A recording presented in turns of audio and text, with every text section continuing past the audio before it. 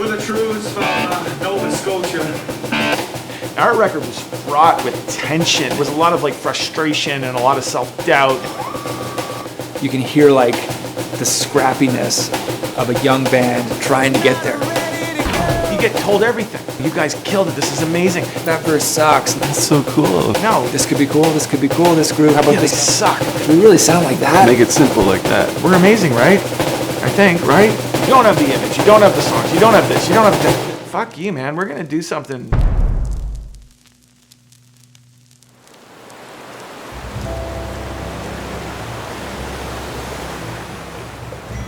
Music was part of our household. My brother and I grew up in a family of 5 kids. We got really interested in rock and roll music and started playing guitar together. Colin had the gift of the voice. The guy could always sing.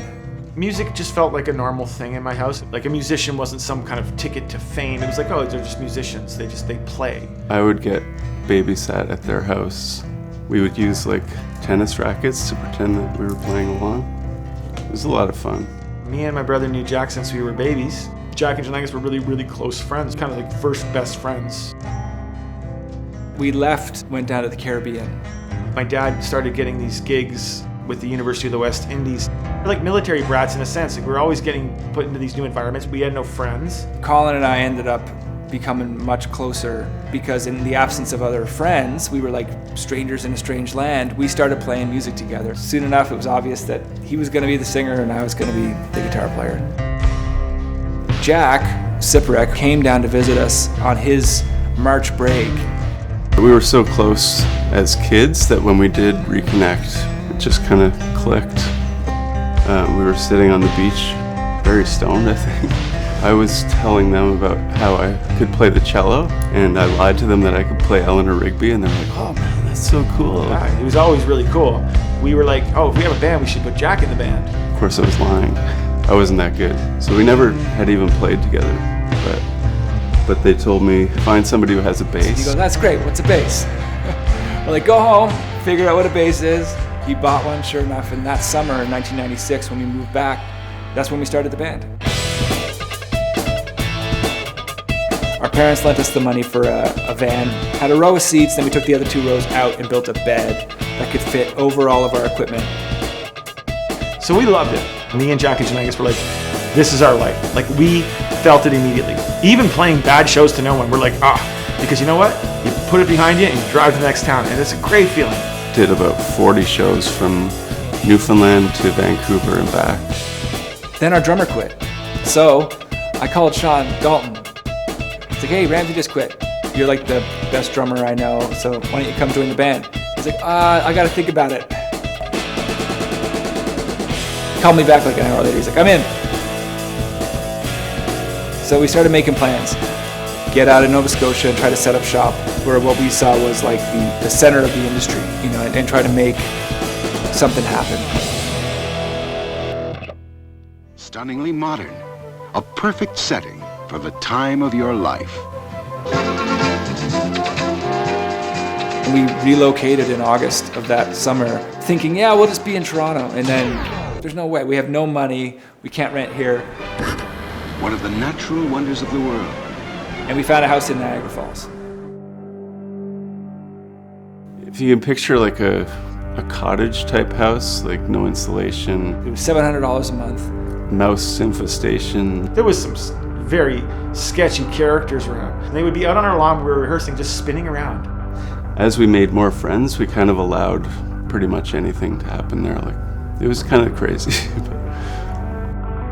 I think the only thing we said was we're not going up there to get day jobs. We're not going to go up there and hang out and work at Tim Hortons and no, we're going to go there and live off the band. So if that means eating cans of tuna fish for months on end, which we did, we're going to do that. Tuna fish, and a little bit of beer if we could afford it.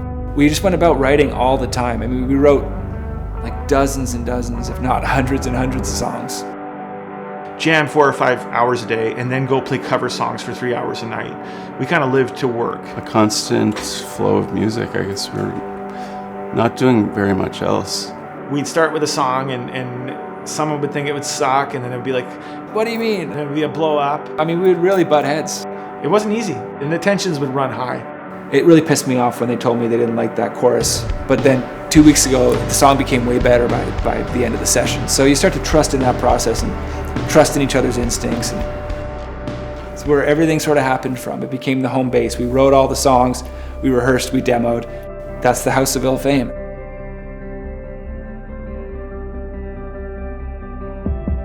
Things were happening to make us go, oh, we're probably on the right track here.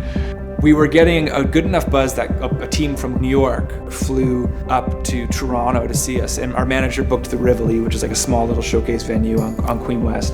I mean, I don't know if anybody's ever done this. This is the worst thing in the world. Like, you're supposed to bring your A game to 4 suits standing at the back of a venue in the shadows. Nobody's applauding, nobody's smiling. You know, there's no lights, there's minimal sound. We ended up doing this excellent showcase for the guy, and we thought, oh man, maybe we're gonna get an American record deal. This is gonna be great. It was awful. The quote was, "I came here to see Train," And I got Aerosmith, and I was like, fucking right on. They wanted us to be a little mellower, and we were a little bit too hard-edged. And they passed. sometimes that can be a powerful motivator. All of a sudden you're like, we have nothing else. We kind of abandoned all the backup plans. We all left school, and like, we got to make this happen. We had something real to write about. It was no longer just a dream and like, oh, one day, like, you kind of came up against the realities of the business, and we hit it like slamming into a brick wall. No. Fuck, we fucked the whole last part up.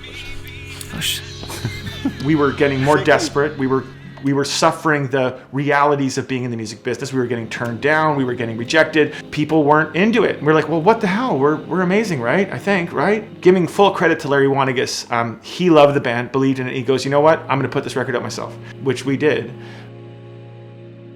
Being in the studio for the first time, you feel very exposed. You know, you're on headphones and you're hearing yourself for how you really sound. You know, there's a lot of echo and reverb and sweat and beer and energy in a show that can cover up a myriad of sins. But in the studio, it's you and the headphones. We were just going at the energy. Colin lost his voice right in the middle of it. Colin can't sing anymore, but we have like 3 hours left at the studio. So we had like our girlfriends over and some friends. Let's do a bunch of gang vocals. Let's take the whole party into the studio. And then when the chorus hits, everybody just scream. Not ready to go! Yeah. I remember listening to the playbacks, and I remember thinking, oh, this is going to do something good. I can just feel it. Give it up for the Trews! The Trews! The Trews! The Trews! Here we go! Make some noise for Trews! I'm from the Trews. We have Colin and John Angus McDonald.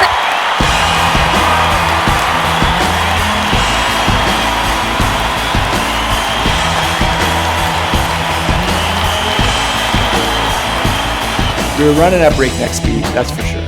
And it just never really slowed down. Just a bunch of poor guys just playing our hearts out to the best of our abilities with enough hubris and arrogance to think that we could do it. By the sort of end of '03, Not Ready to Go was starting to happen. Much music added the video into heavy rotation. And that's sort of when all hell broke loose. This just came down like an hour and a half ago, just before the show started. It's a pleasure to announce to everyone watching and to tell you guys that that song right there, Not Ready to Go, just went #1 in Canada on rock radio. I'm just tired of waiting. Through all of the uncertainty and the muck and the fight and the struggle and the uphill climb, we did manage to get this record together. It turned out good, and I'm definitely proud of that one. It takes like minds to keep doing it. I think that we're very lucky that we're stubborn and determined to stick together.